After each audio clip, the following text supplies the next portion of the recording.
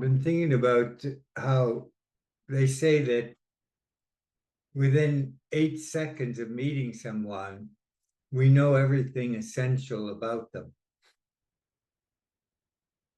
I think that that is primarily on an energetic level. We know their whole life story. We receive it.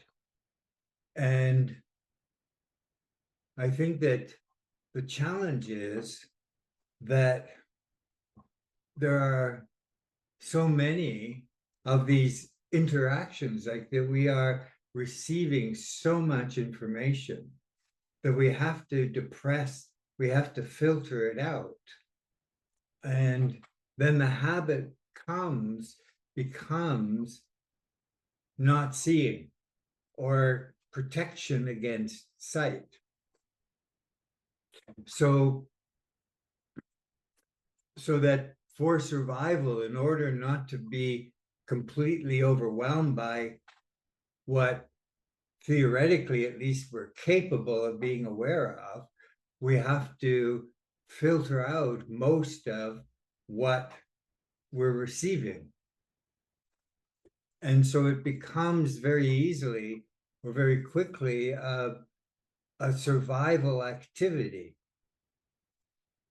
without even being particularly challenged. The challenge is simply meeting another person, or how many people during the day in many different ways, even on media, where you are receiving this enormous amount of knowing of another person. And most of it gets buried in our unconscious. So that if we don't have some way of swimming against that activity, then that's what rules us. That combined with however we are conditioned, with our genetic inheritance, with our unique survival issues, that we are focused on being less conscious in our lives.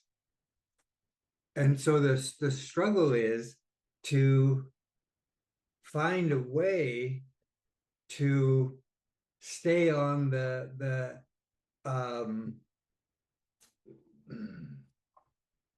edge of our limitations, to stay on the edge of where we struggle. And I know when I met Stanley Keleman, who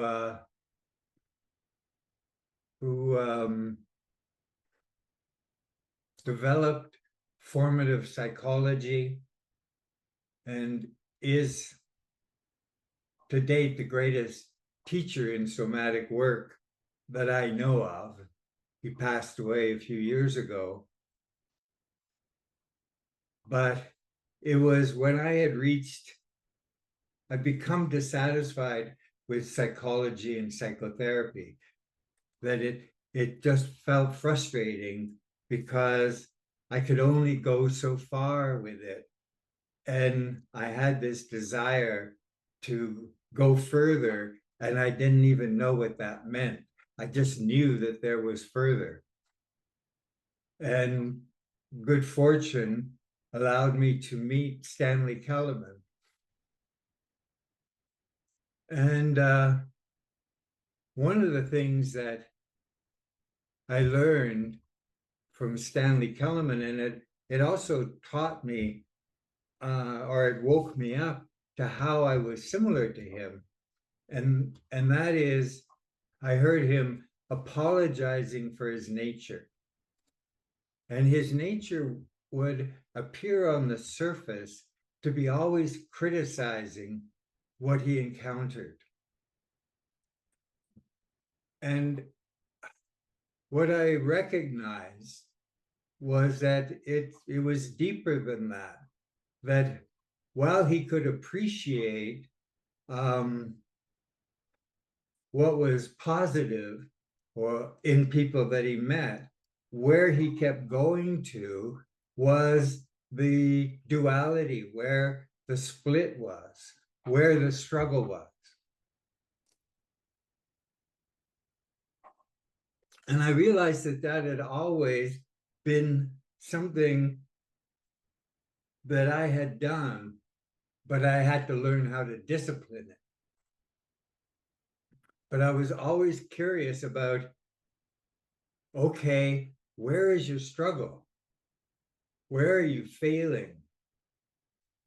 Not as a judgment against someone, but as a curiosity. Where do you need to stay at the edge of what you're not able to do? And listening to Master, he had a couple of talks on success yesterday, and he was talking about gifts and talents is in relationship to consistency. And he was saying that the issue was not about our gifts and talents, that if we attached to that, that we were limiting what we were really our ability to grow in the world. What he was addressing was the need for consistency, the need to every day apply ourselves or to recognize where our struggle was and to be in that struggle. And he said something today that struck me that relates to that. The capacity to heal myself is connected to my ability to risk. And in a subtle way, this is what somatic work offers. It wakes us up to where we are in a reactive state.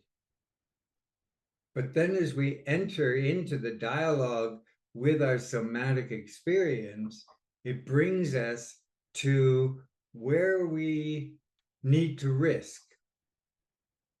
And not risk in a big threatening way, but to risk moving beyond what we're capable of, and to find a way to stabilize with a relationship of not knowing.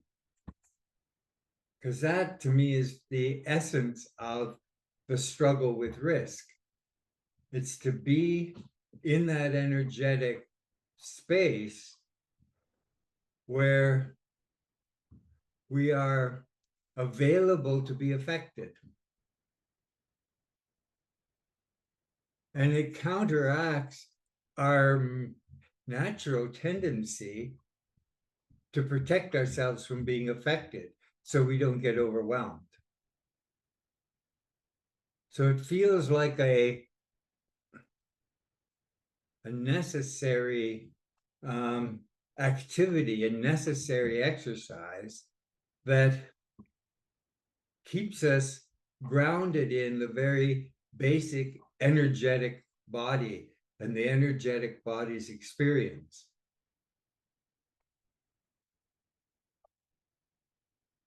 And I think that this is a strength of somatic work.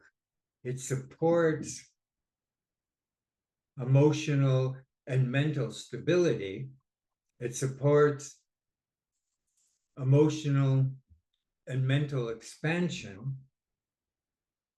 And it prevents or makes difficult personal entanglement, because it brings it it brings it back to, in a sense, taking all blame to ourselves, to recognizing that the basic issue is that we need to meet the demand of being with another person without being overwhelmed. And that by habit, we are always going to be triggered into overwhelm. And what we know from somatic work and other disciplines is that we're never really overwhelmed by the present. We're overwhelmed by our past. We're overwhelmed by the reaction that got locked into the body, usually in infancy. And I think that the consistency and the demand of the risk is the recognition that we want to ride the edge of something that will never resolve. And that the goal that in a way we need to resist is the goal of resolving or relief or a type of false completion, a false rest.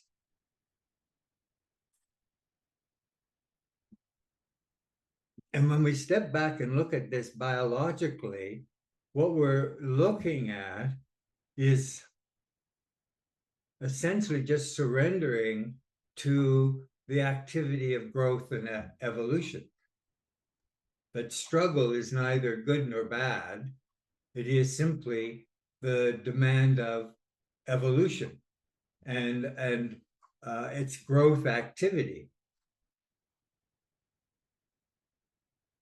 And I think that one of the things, again, that somatic work can help us with is to stop wanting to feel comfortable, to stop wanting to get back to remembered experiences where everything seemed easy or complete. I think that it's educating the body to, in many ways, to want the opposite, to want to ride the edge of the storm for as consistently as we can for as long as we can. And in that activity of growth, at times we blossom. And there is a complete, wonderful experience of that blossoming. But it's just another experience of growth. It's not better or worse than riding the edge of feeling like any moment everything could be destroyed, and struggling with that challenge.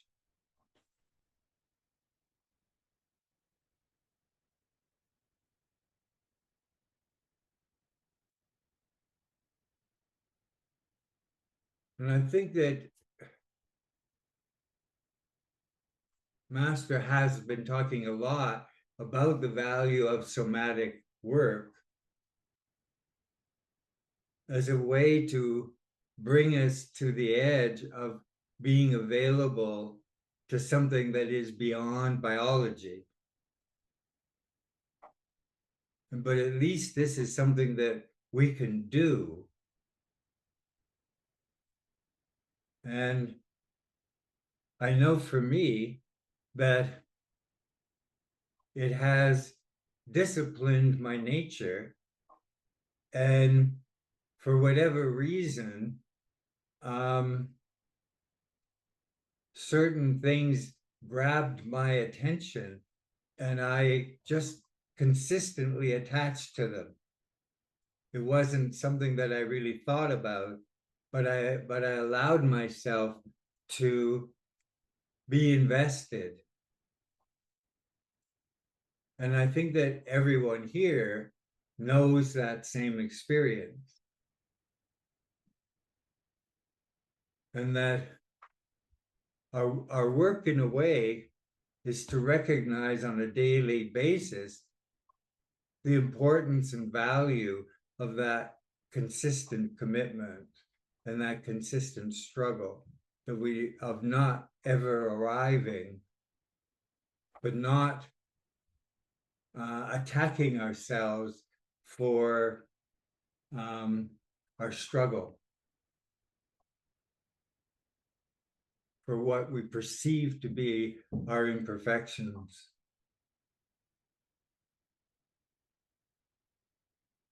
Because we're always, I think, working against comparison